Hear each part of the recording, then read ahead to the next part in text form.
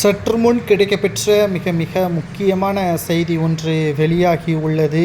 திராவிட முன்னேற்றக் கழகத்தின் தலைவரும் தமிழக முதல்வருமான ஸ்டாலின் அவர்கள் திடீரென்று மயங்கி விழுந்த சம்பவம் அதிர்ச்சியை ஏற்படுத்தியுள்ளது. நேற்று ஸ்டாலின் அவர்களது சகோதரர் முத்து அவர்கள் உடல்நலக்குறைவின் காரணமாக காலமாகியுள்ளார்.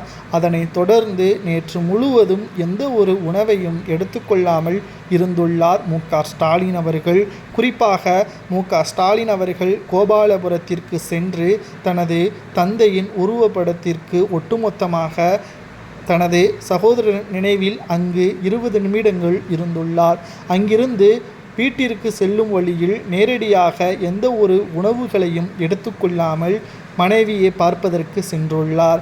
இந்த நிலையில்தான் அவர் வீட்டிற்குள் சென்ற பிறகு மயங்கி விழுந்துள்ளார். உடனடியாக ஸ்டாலின் அவர்கள் உணவுகளை வழங்கியுள்ளார். மருத்துவர்களும் நேரடியாக சிகிச்சை அளிப்பதற்கு வந்துள்ளனர். கிட்டத்தட்ட தனது சகோதரனை நினைத்து ஒரு நாள் முழுவதும் எந்த ஒரு உணவையும் எடுத்துக்கொள்ளவில்லை.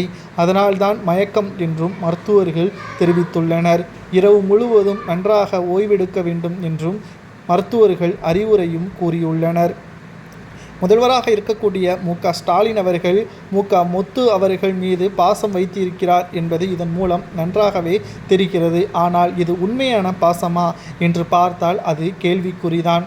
ஏனென்றால் முத்து அவர்கள் உயிருடன் இருக்கும் பொழுது அவர் மிகவும் வறுமையில் இருந்துள்ளார்.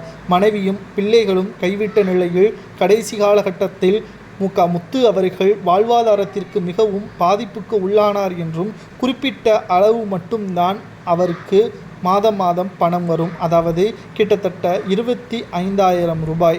அதில் மருத்துவ செலவிற்கு போக 2 பணியாட்கள். இதில் ஒட்டுமொத்த வாழ்க்கையும் அவர் கழிக்க வேண்டும். கடந்த 3 மாதங்களாகவே உணவு குழாயில் எந்த ஒரு உணவும் சரியாக செரிமானம் அடைய முடியாமல் திணறியுள்ளார். இந்த நிலையில்தான் ஸ்டாலின் அவர்கள் ஒட்டுமொத்தமாக உதவி புரியவில்லை என்றும் முதல்வராகவும் அதிகாரமும் பணபலமும் கொண்ட ஸ்டாலின் அவர்கள் எதற்காக உதவி செய்யவில்லை என்று பல்வேறு கேள்விகளும் முன்வைக்கப்பட்டு வருகிறது. திராவிட முன்னேற்றக் கழகத்தின் ஆட்சியில் மிகப்பெரிய அளவிலான கேள்விக்குறியாக இது பார்க்கப்படுகிறது.